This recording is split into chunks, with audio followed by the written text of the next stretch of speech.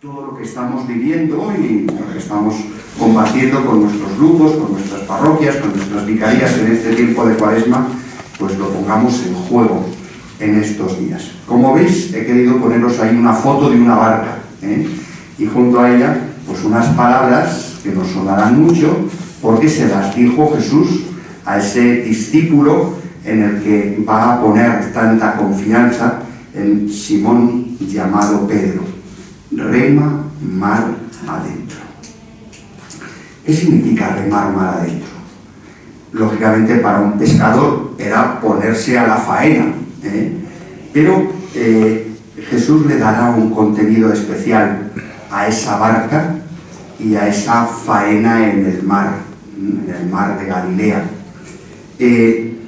La barca de Pedro es el símbolo de la Iglesia, el símbolo de nuestra casa, el símbolo de esa comunidad a la cual fuimos incorporados por medio del bautismo y en la cual nos sentimos hijos de Dios. Una idea que iremos repitiendo varias veces estos días es: fuera de la Iglesia no hay más que lluvia, tormenta, frío, miedo, incertidumbre y falta de sentido. En la Iglesia, remando juntos hacia el horizonte, es donde encontramos el sentido de nuestra vida. ¿Por qué es la barca de Pedro? Porque es ese lugar donde el Señor ha querido que encontremos la fe, la gracia y la vida. Por eso hoy también el Señor nos dice a nosotros: rema mar adentro. El mar, en la Sagrada Escritura, es un símbolo. Veremos algunos relatos relacionados con el mar de Galilea y con esa faena de los pescadores del lago. El mar es siempre símbolo de muerte, de incertidumbre, de pecado. Recordad que cuando el pueblo de Israel sale de la esclavitud huyendo de Egipto, lo primero que se encuentra es un mar. Y dicen: estamos perdidos, porque si nos adentramos en el mar nos va a engullir, y si nos quedamos parados en la orilla, los egipcios que vienen detrás vienen a por nosotros. Y por tanto hay que introducirse en el mar. Pero Dios separa las aguas del Mar Rojo para que aquellos israelitas que están huyendo puedan encontrar un camino hacia la salvación. El mar es desde entonces el lugar de la muerte. Recordáis que cuando el pueblo pasa por el Mar Rojo, una vez que el pueblo va pasando, las aguas van volviendo a su ser y los egipcios mueren en el mar. Por tanto, el lugar es algo, pensad en aquellas barquichuelas, que no eran los grandes transatlánticos de hoy, que también se hunden, pero el mar era el lugar que más miedo daba. Por tanto, en la Biblia siempre el mar es un símbolo de muerte. Caminar sobre las aguas, recordaremos estos días algunos de esos relatos, significa vencer la muerte. Y si la muerte es consecuencia del pecado, caminar sobre las aguas es permitir que el Señor entre en nuestras vidas para vencer el pecado y caminar sobre la muerte, vencer a la muerte, tener vida eterna. Y por tanto, como no sabemos caminar sobre las aguas, ¿qué hacemos? Montarnos en una barca. Y la barca de Pedro, la barca de la Iglesia, será el lugar donde nosotros encontramos vida eterna, flotando y atravesando, surcando las aguas del lago. Por eso ese remar mar adentro significa también entrar en lo profundo de nosotros y dejar que el Señor vaya sacando de nosotros la vida, la Pascua, la resurrección. Tenéis puestos en diversos lugares de la casa los horarios de estos días. El esquema va a ser muy sencillo. Por las mañanas tendremos antes de desayunar la oración de laudes a las 8:30, a las 9 desayunaremos juntos y a las 10 tendremos la primera meditación. Yo procuraré hablar entre 45 minutos y 1 hora y luego dejaros otra horita de silencio y de saborear los textos. Básicamente lo que voy a daros son textos bíblicos, todos del Nuevo Testamento, entrar un poquito en esa lo que la palabra de Dios nos vaya suscitando cada día. A las 12 rezaremos el Ángelus de nuevo aquí en la sala y tendremos la segunda meditación que nos dará pistas para seguir orando hasta la hora de comer. Descansaremos un poquito y a las 4 tendremos la tercera y última meditación del día. Es decir, cada día tendremos 2 meditaciones por la mañana y 1 por la tarde. La de la tarde procuraré que tenga un poquito más de enjundia para que nos dé para toda la tarde y haremos 2 momentos a partir de los textos que os dé en esa tercera meditación.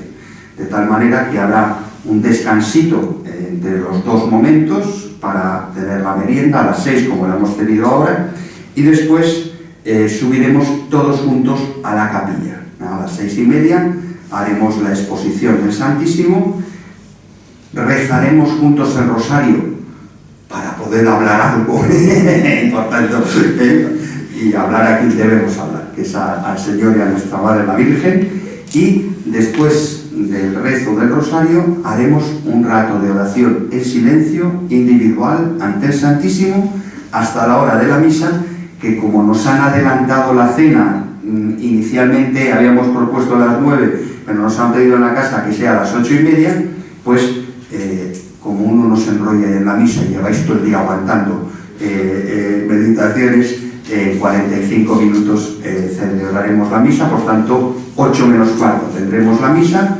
8:30 tendremos la cena y ya tiempo de descanso. Tiempo de descanso en el cual yo os sugiero, porque muchos diréis, ¿y qué hacemos a las 9? Si yo me suelo acostar a las 11:30 o a las 12 después de ver la novela o de haber bicheado en internet o haber hecho una videoconferencia con mis nietos, ¿qué hacemos? Pues seguir saboreando las cosas del día, es decir, el hecho de que hayamos cenado y ya no tengamos más, pues eso no obsta para que podamos releer los apuntes, ir un ratito a la capilla, seguir saboreando un poquito lo que el día nos ha suscitado en el corazón. Y entramos.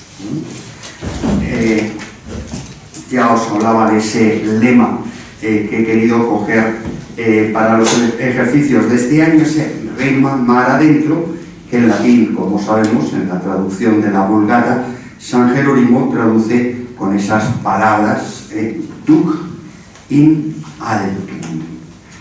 Duc, conducir, conducción.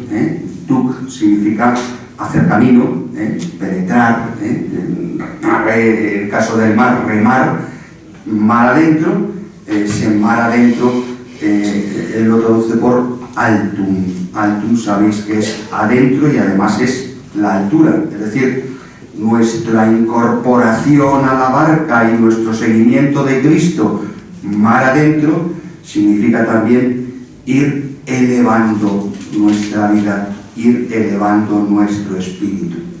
¿Y dónde mejor que en vida ascendente? Ascendente es lo que nos lleva, lo que nos conduce a ese altum, a esas alturas de eternidad. ¿Y cómo vamos a organizar un poco el hilo conductor de estos ejercicios? Recordáis que hace un par de años, en los ejercicios que tuvimos, digamos, el hilo conductor eran los banquetes, el tema de los banquetes, y veíamos los banquetes en el Antiguo Testamento, los banquetes anunciados por los profetas, los banquetes en el Nuevo Testamento, las parábolas sobre los banquetes, la última cena como el gran banquete de Jesús. Este año se me ocurría que podríamos tener como hilo conductor la experiencia de fe del apóstol Pedro, que de alguna manera puede ser como un paradigma de nuestra propia experiencia de fe. Se suele hablar de que hay como dos grandes experiencias de fe, no sé si contrapuestas, pero al menos complementarias en el Nuevo Testamento, que es la fe de Pedro y la fe de Pablo. ¿Cómo se convierte Pedro? Pues poquito a poco, paulatinamente. El Señor va trabajando con él, va ayudándole, va haciendo una pedagogía con él, de tal manera que él, según va conociendo más al Señor, amando más al Señor, pues va permitiendo como que la gracia vaya entrando en él y vaya transformando la vida. En cambio, la conversión de San Pablo, todos la recordamos en los Hechos de los Apóstoles, es un antes y un después, lo que llamamos la caída del caballo. No aparece el caballo en los Hechos de los Apóstoles, pero todos entendemos lo que quiere decir. En el camino de la vida hay un fogonazo, un momento de cambio, una transformación que nos hace cambiar de vida, cambiar de rumbo. Todos en nuestra vida hemos tenido algo de Pedro y algo de Pablo, pero yo creo que tenemos, a mi juicio, más de Pedro que de Pablo. A mí, os prometo que el Señor no se me ha aparecido nunca en el camino de la vida, o al menos de una manera tan expeditiva como en los relatos de la conversión de San Pablo. Más bien hemos ido percibiendo cómo el Señor, a lo largo de nuestra vida, en los acontecimientos de nuestra vida, ha ido como modelando nuestra vida, haciéndonos más suyos. Es verdad pues que una peregrinación, unos ejercicios, incorporarnos a un grupo de vida ascendente, podemos decir, ha habido como un antes y un después, pero en lo cotidiano, en lo de nuestra vida. Entonces creo que la figura de Pedro nos puede ayudar un poco a reconocernos en él y a descubrir cómo él pues vivió algo parecido a lo que nosotros hemos vivido y vamos viviendo en nuestra existencia. Entonces, a lo largo de estos días nos iremos fijando en algunos momentos de la vida de Pedro y de esos encuentros de Pedro con Jesús.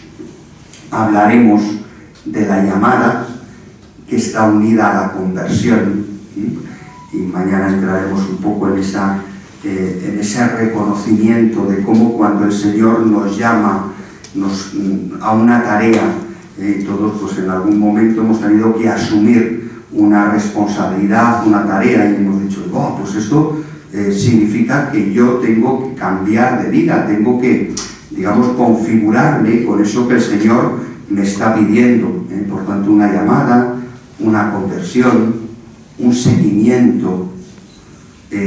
Nuestra vida al final ha sido unir, como buscando el camino por el cual vamos intuyendo que el Señor nos llama a seguirle.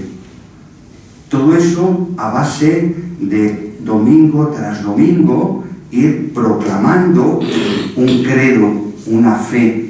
En nuestra vida está permanentemente llena de actos de fe. Mira, esto lo hago porque creo en Dios, y si no creyera en Dios, ciertamente aquí va a estar yo, ¿no? ¿Cuántas veces en nuestra vida nuestra fe nos ha ido ayudando a tomar ciertas decisiones, ciertas determinaciones? Y llega un momento en el cual Jesús nos dice, bueno, ¿y yo qué pinto en tu vida? Y nosotros profesamos, como Pedro, la fe. Pues Señor, tú eres mi Dios, tú eres quien me motiva, tú eres el motor de mi existencia. Pero al mismo tiempo esa profesión de fe viene envuelta en, viene envuelta o inserta en nuestra debilidad humana.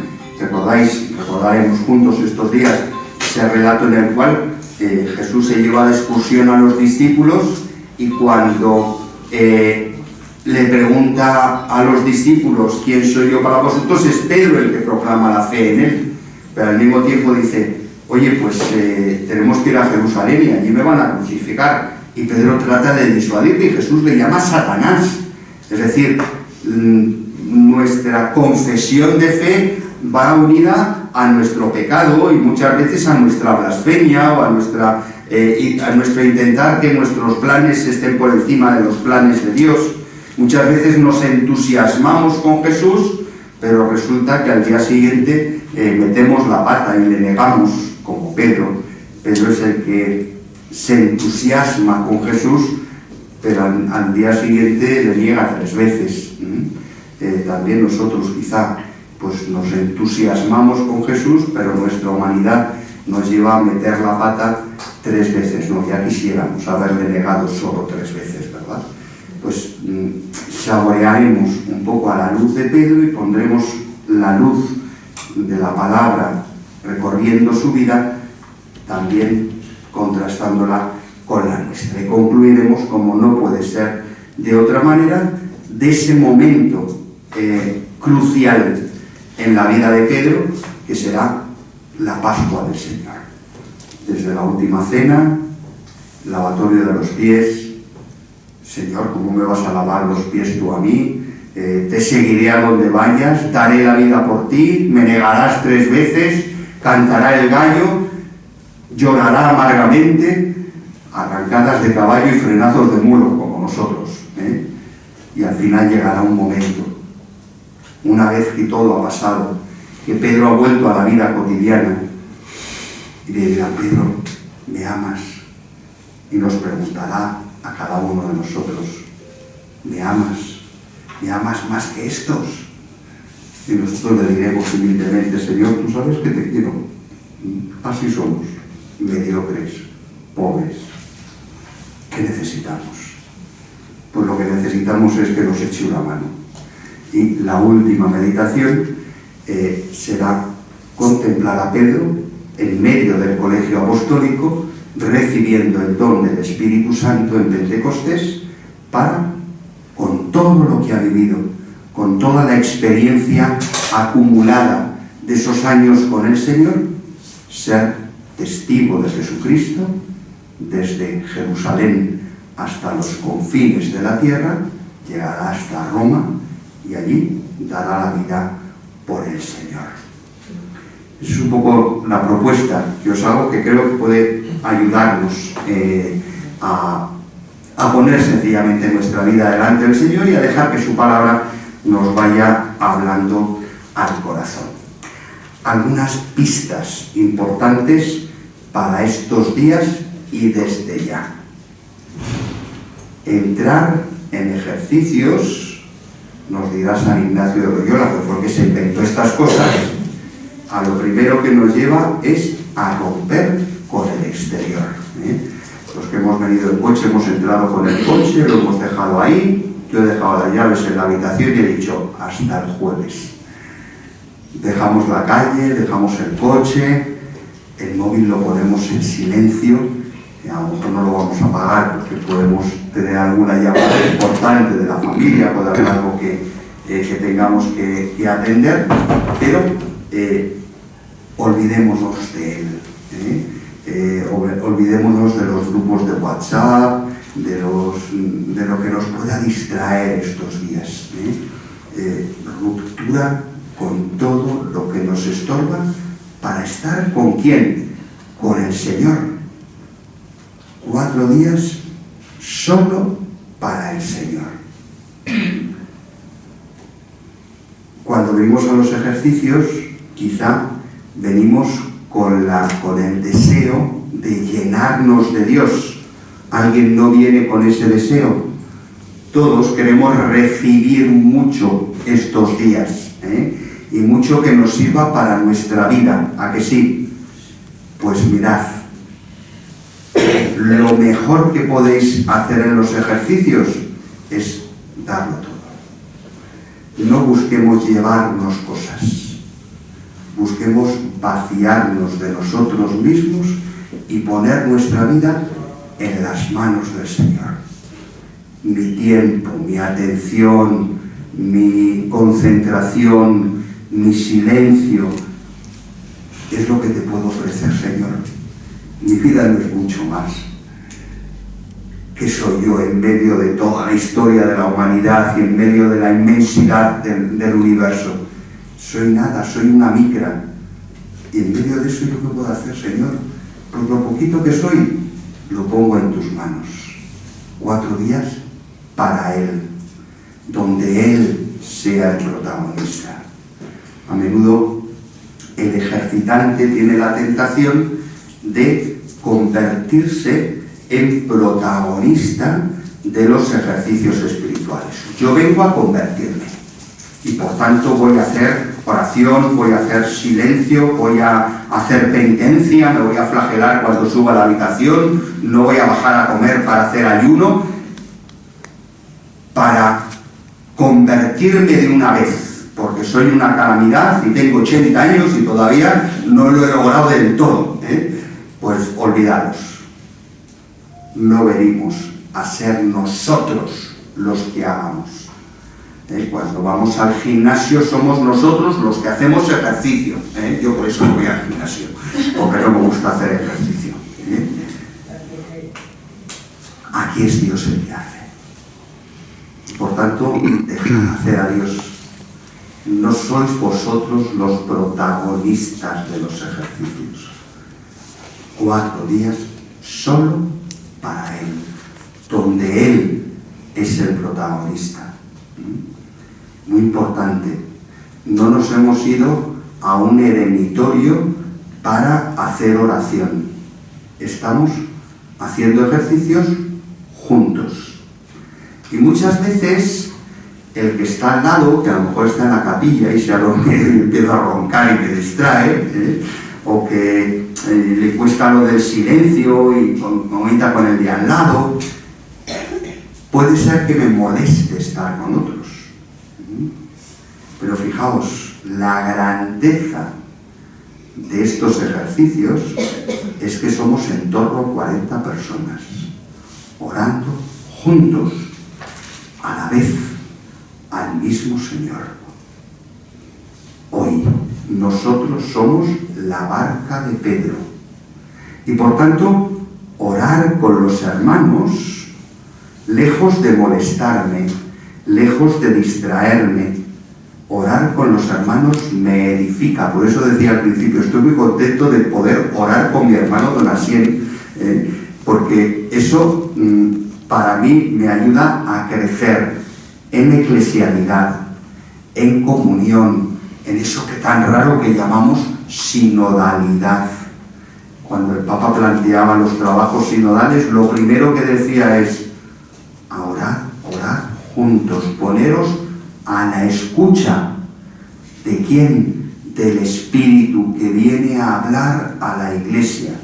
El Espíritu no me habla a mí cuando me voy a un eremitorio o me subo a la columna como Simón el Estilita, del que hablábamos en los programas de radio anteriores de los que antes os hacíais eco en la merienda. No. Es decir, eso sirve para otra cosa. Los ejercicios espirituales son un momento de comunión eclesial.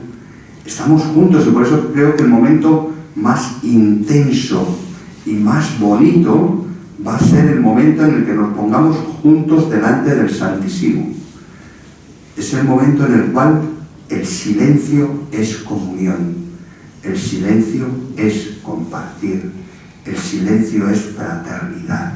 Cuando 2 o 3 están reunidos en mi nombre, allí estoy yo en medio de ellos.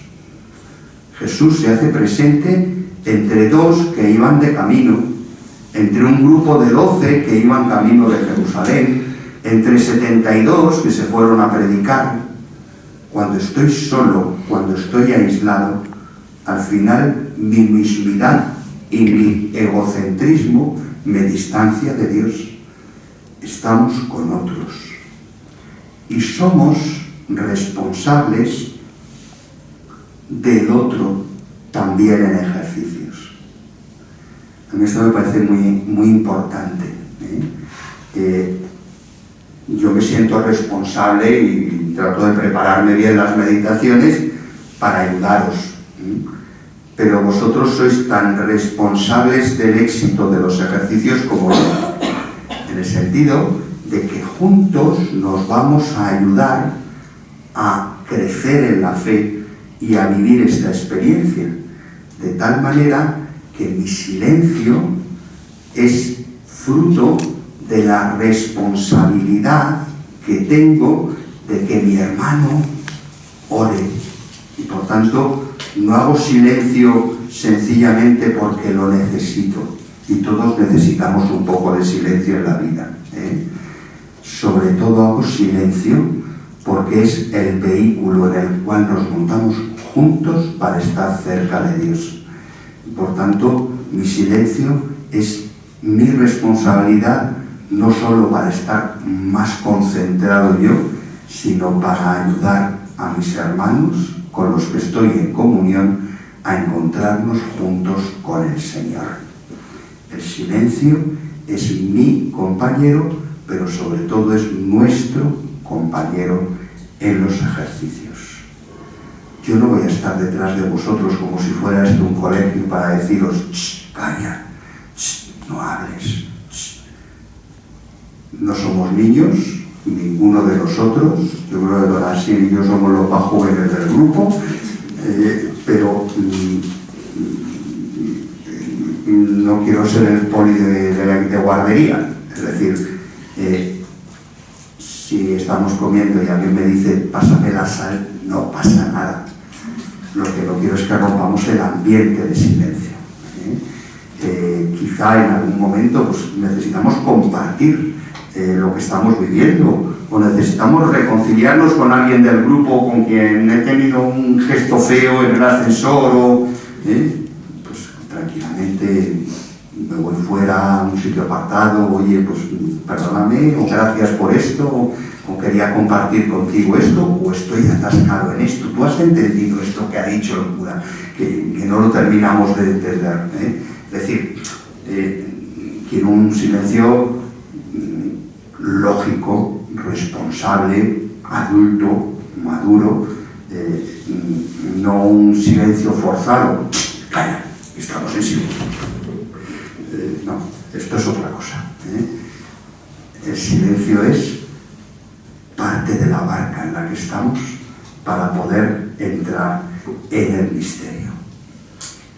Y por fin, antes de proponeros algún texto para este ratito hasta la hora de la misa, que será dentro de 3/4 de hora, no tenemos mucho, pero también sí que quería, os voy a dar 2 textos, tanto para estos 3/4 de hora como para que sigamos saboreando y rumiando después de cenar. Me gustaría que esta primera noche, en la cual venimos todos un poco alborotados de la calle, que fuera un tiempo en el cual cada uno en nuestra habitación pues leyéramos, rumiáramos, hiciéramos nuestros estos textos que os propongo. Para ello, recordar algo que todos sabemos ya y que lo utilizamos en los comentarios de los evangelios de vida ascendente, pero que creo que es bueno que recordemos y que nos sirva un poco también como herramienta a la hora de acercarnos a los textos que nos proponemos estos días.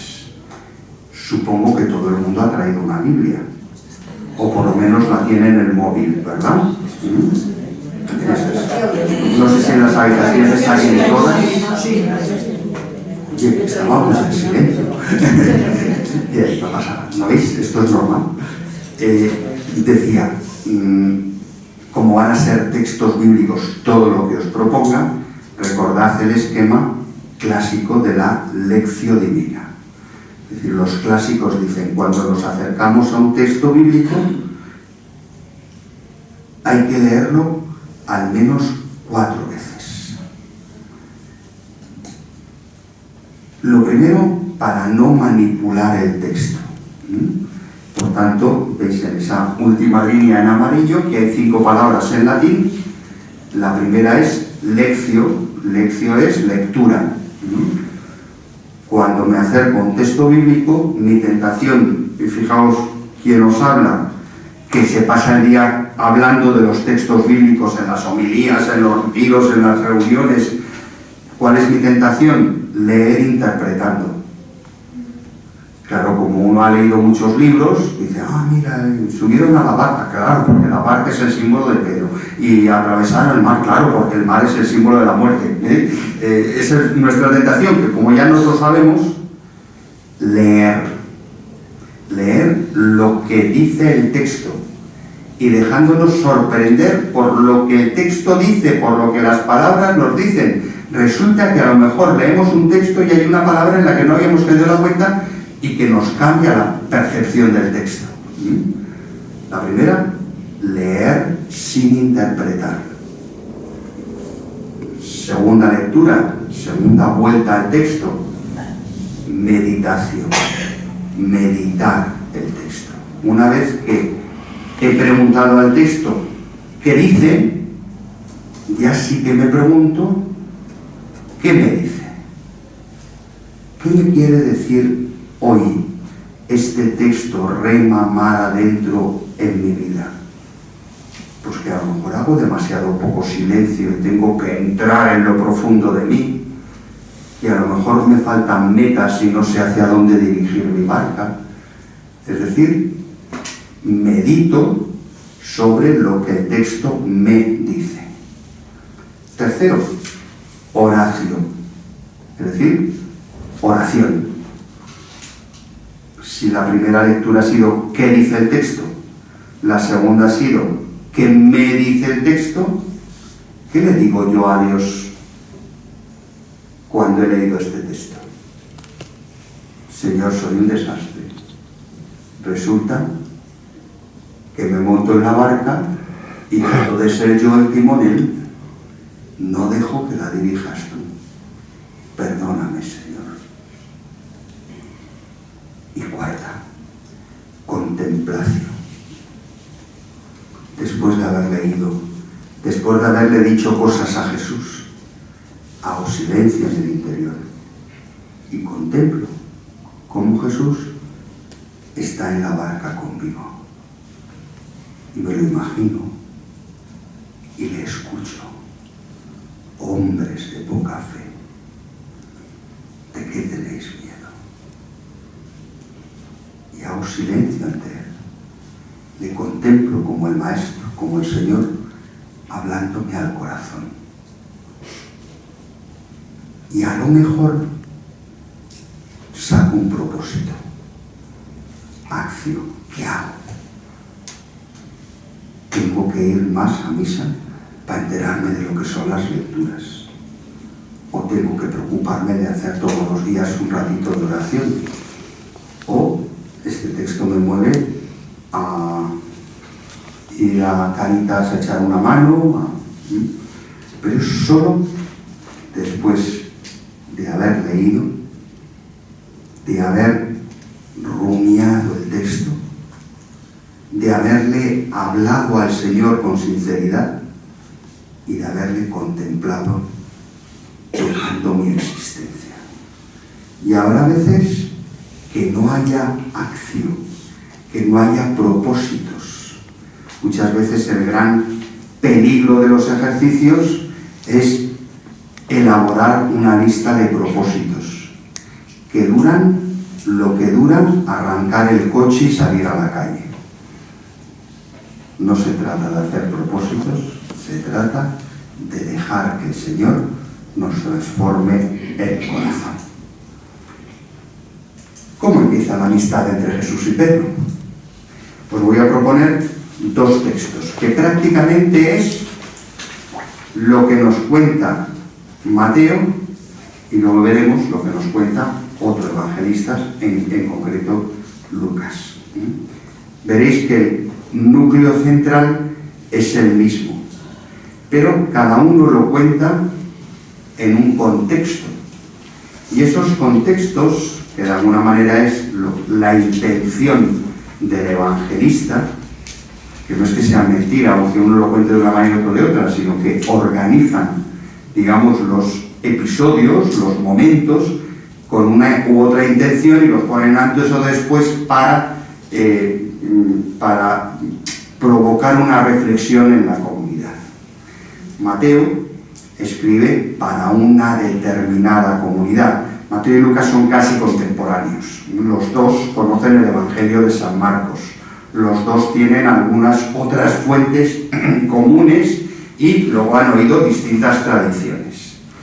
Mateo está escribiendo para una comunidad que procede del judaísmo, que se ha convertido al judaísmo allí por el Asia Menor, en la frontera entre lo que hoy sería Turquía y Siria, la comunidad de Antioquía, y estos, lo veremos en algunos de los textos posteriores, están muy preocupados, porque ven que las cosas que ha dicho Jesús que iban a pasar, están pasando. Entre otras cosas, la redacción tanto de Mateo como de Lucas es como una década posterior a la destrucción del templo de Jerusalén, que es donde ven el cumplimiento de todo lo que ha dicho Jesús: destruid este templo y lo reconstruiré en 3 días. Y Jesús les ha dicho: y cuando pasen estas cosas volveré. Y ellos estaban nerviositos, perdidos, porque no volvía. Y Mateo les tiene que ayudar a reflexionar con las palabras de Jesús de por qué no vuelve todavía. No, es que esa vuelta de Jesús no es inminente. Lo que es inminente es el momento de la historia, y lo que es inminente es la necesidad de conversión. Pero de los que os tenéis que preocupar no es de cuándo volverá Jesús, que volverá al final de los tiempos y parece que todavía no llega, ya te han pasado 2000 años y sigue sin llegar, sino de vivir el día a día a la luz de lo que Jesús nos dice. Esa es la intención de San Mateo. Por eso, al enterarse Jesús de que habían arrestado a Juan, se retiró a Galilea. Dejando a Nazaret, se estableció en Cafarnaúm, junto al mar, en el territorio de Zabulón y Neftalí, para que se cumpliera lo dicho por medio del profeta Isaías: tierra de Zabulón, tierra de Neftalí, camino del mar, al otro lado del Jordán, Galilea de los gentiles. El pueblo que habitaba en tinieblas vio una luz grande. A los que habitaban en tierra y en sombras de muerte, una luz les brilló. Desde entonces comenzó Jesús a predicar diciendo: convertíos, porque está cerca el reino de los cielos. Este es el contexto. Jesús ha dejado Nazaret. Yo creo que esta es una idea que nos viene bien a todos. Nazaret es el sitio confortable, es la casa de papá y mamá, es nuestra, ahora dicen los modernos, nuestra zona de confort. Y Jesús deja la zona de confort. ¿Para qué? Para dar cumplimiento a la esperanza de su pueblo. El pueblo de Israel, que esperaba que se cumplieran las profecías del Antiguo Testamento. Pues para eso hay que dejar la zona de confort, para que se cumplan las promesas que el Señor nos hace. Hay que dejar Nazaret. ¿En qué consiste esa profecía? Pues que el pueblo que camina en tinieblas ve una gran luz. Si os acordáis, primera lectura de la misa de medianoche de Navidad. Lo que San Lucas cuenta como cumplimiento en Navidad, San Mateo lo sitúa al comienzo de la predicación de Jesús. ¿Qué viene a traer Jesús? La luz. Para que el pueblo que camina en tinieblas encuentre la luz. ¿Y para eso qué hace falta? Convertirse. Daos cuenta que está hablando a esa comunidad que está esperando los tiempos finales. Vosotros no os preocupéis, las promesas de los profetas se han cumplido en Cristo. ¿Qué tenemos que hacer nosotros? Convertirnos, porque está cerca el reino de Dios. Contexto, texto. Paseando junto al mar de Galilea, vio a 2 hermanos, a Simón, llamado Pedro, y a Andrés, que estaban echando la red en el mar, pues eran pescadores. Les dijo: venid en pos de mí, y os haré pescadores de hombres. Inmediatamente dejaron las redes y los siguieron. Y pasando adelante, vio a otros 2 hermanos, a Santiago, hijo de Zebedeo, y a Juan su hermano, que estaban en la barca repasando las redes con Zebedeo su padre. y lo llamó. Inmediatamente dejaron la barca y a su padre y lo siguieron. Es decir, el contexto, Jesús sale de la zona de confort y su predicación es: se han cumplido las profecías, ha llegado los tiempos mesiánicos, está cerca el reino de Dios. ¿Qué es lo que tenemos que hacer? Convertirnos. ¿Y para eso qué hace Jesús? Llamar a los discípulos, crear ese nuevo pueblo que anuncie que las tinieblas se han disipado, que ha llegado la luz. Y para eso va engendrando un grupo de discípulos. Un grupo de discípulos que estaban echando la red en el mar, es decir, estaban en sus quehaceres. Usted que trabaja en sus labores, se decía, a ver, eso ya es muy antiguo, es un poco rancio, ¿verdad? Pero antes yo me acuerdo que, como mis padres tenían una pequeña gestoría, cuando preguntaban a las señoras, ¿mi profesión? SL, sus labores. Bueno, pues estaban en sus labores. Y en sus labores Jesús se hace presente. Lo que decíamos de San Pablo y de San Pedro. No hace falta que nos vayamos al camino de Damasco para que Jesús se nos aparezca en un fogonazo y nos tire del caballo. En lo concreto de nuestras vidas, en las tareas cotidianas, entre los pucheros que decía Santa Teresa, acontece el Señor. Estaban en sus labores, echando las redes en el mar, pues eran pescadores. Y les dijo: venid en pos de mí. ¿Cómo se dice el que va en pos de alguien en griego? Discípulos. Discípulo es el que va detrás de otro. Es decir, Jesús acuña un modo de relación con él, que es el seguimiento.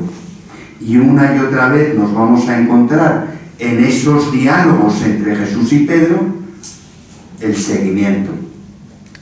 ¿Cómo empieza? Sígueme, ven en pos de mí.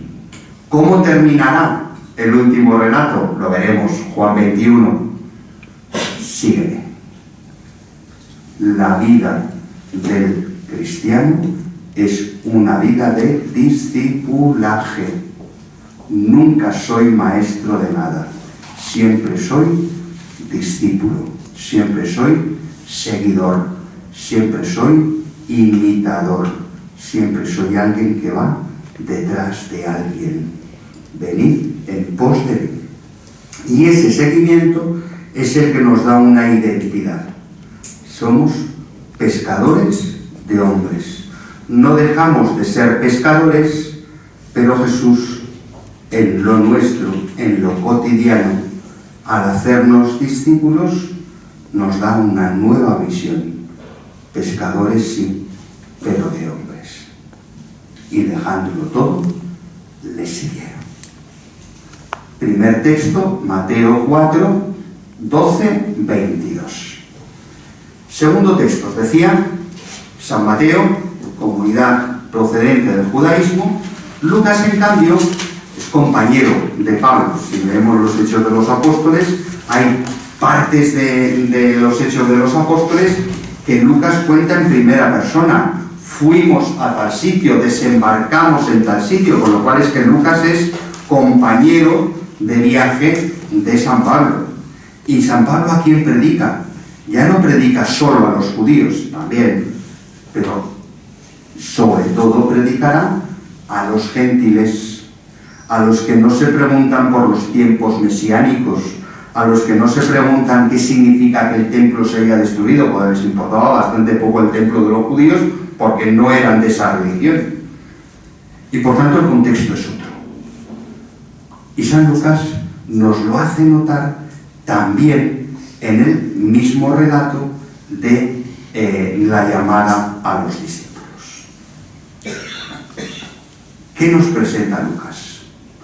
La tarea cotidiana no de los pescadores, sino de Jesús, que le importa bastante poco de dónde viene, si viene de Nazaret, si ha dejado la zona de confort o no, si viene a anunciar el cumplimiento de las profecías o no. Eso era lo que hacía Mateo. Una vez que la gente se agolpaba en torno a él para oír la palabra de Dios, estando él de pie junto al lago de Genesaret, vio 2 barcas que estaban en la orilla. Los pescadores que habían desembarcado estaban lavando las redes. También estaban en sus labores. Pero si os dais cuenta, lo importante no es el contenido del mensaje, sino la gente que se agolpaba en torno a él. Eso es lo que destaca Lucas. Destaca los destinatarios. Jesús ha venido a anunciar una buena noticia. Ha venido a anunciar el Evangelio.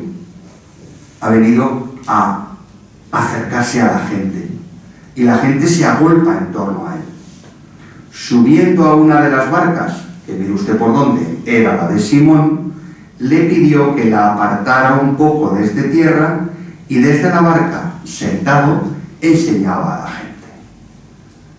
La barca ya no sirve solo para pescar. La barca es el lugar de la predicación de Jesús.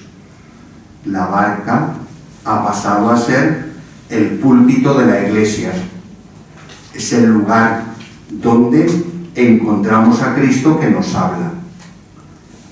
Cuando acabó de hablar, dijo a Simón: rema mar adentro, duquinal, y echad vuestras redes para la pesca. Respondió Simón y dijo: Maestro, hemos estado bregando toda la noche y no hemos recogido nada, pero por tu palabra echaré las redes. Nota geográfica. En el mar de Galilea, los peces, sobre todo en las noches de invierno, por la noche se van hacia la orilla porque el agua está más calentita. Llega el día y los peces se van al centro del lago, que se empieza a templar el agua, y huyen de los pescadores. Entonces, por eso la pesca es de noche. Hemos estado toda la noche bregando, pero no hemos cogido nada, y por el día no tiene sentido bregar, no tiene sentido echar las redes, porque los peces se han ido. Pero por tu palabra echaré las redes.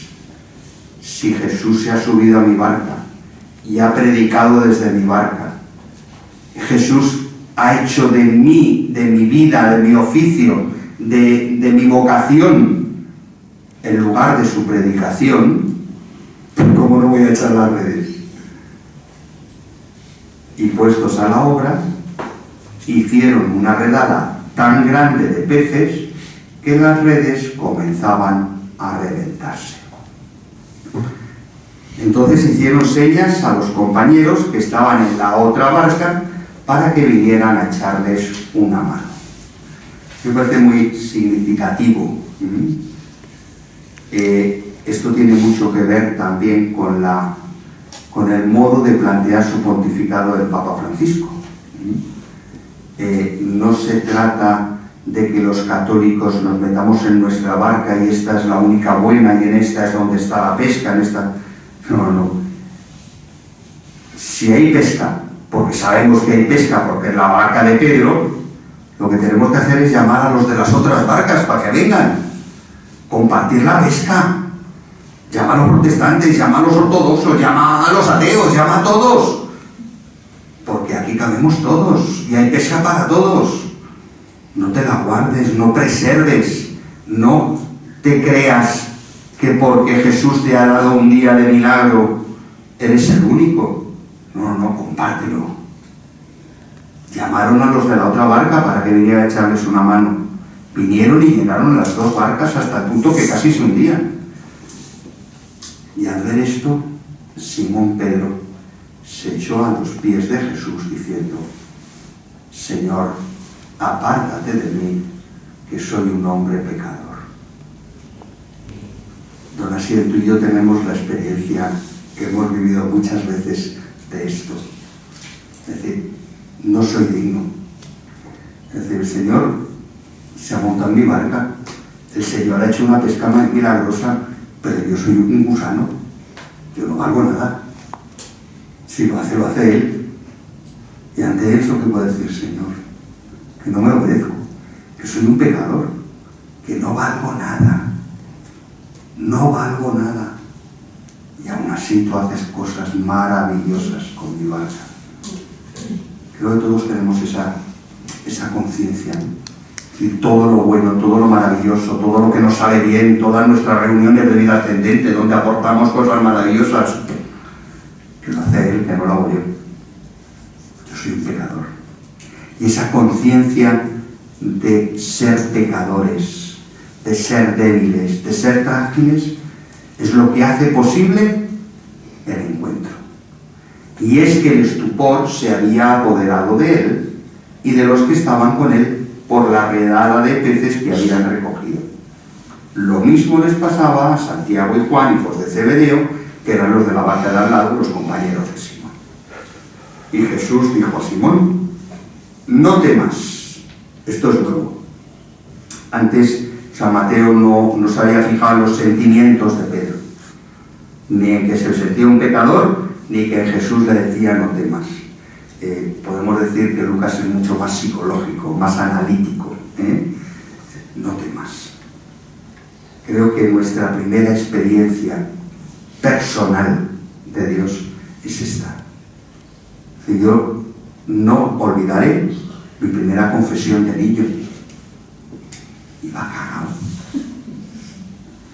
Me daba un miedo un confesionario horroroso.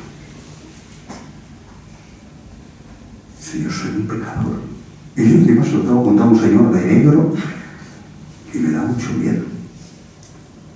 Y lo primero que me dice Jesús es: no temas. Tranquilízate. Si te quiero como eres, no temas. Soy un pecador. No temas. Desde ahora serás pescador de hombres. Esa identidad que nos da Jesús nace de nuestra conciencia de lo que somos, de nuestra conciencia de nuestra pequeñez, no de los méritos que hemos hecho, no de las oposiciones que hemos sacado, no de los títulos que hemos logrado. Surge de nuestra conciencia de pecado. Por eso mi primera invitación en los ejercicios, que lo hace San Ignacio de verdad, es esa. Es decir, todos los primeros días de los ejercicios espirituales es una toma de conciencia de nuestro pecado, de nuestra debilidad, de nuestra pequeñez. Y un escuchar una y otra vez: no temas, estoy contigo.